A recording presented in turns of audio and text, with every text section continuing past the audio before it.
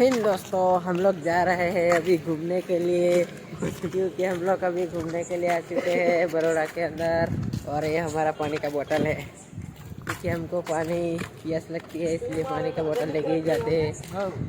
अभी तो हम लोग घूमेंगे।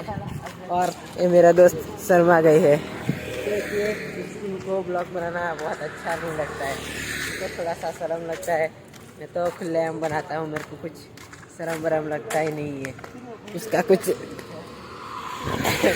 ऐसा ही होता है।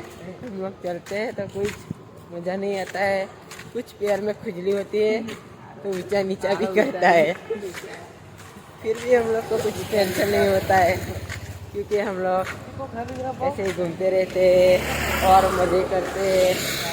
और वीडियो બનાવવામાં તમારે બ્લોગ બનાવવાનું ચાલુ કરવું હોય તો તમારે કંઈ ટેન્શન ના લેવાનું, એક મોબાઈલ લેવાનો અને વિડીયો વાઇટ એંગલ હોય તો સારું, એમ તો એંગલ ગોઠવી દેવાની અને વિડીયો મૂંઢો પકડીને મોબાઈલ વિડીયો બનાવવાનો ને બીજું બધું તો ચાલે.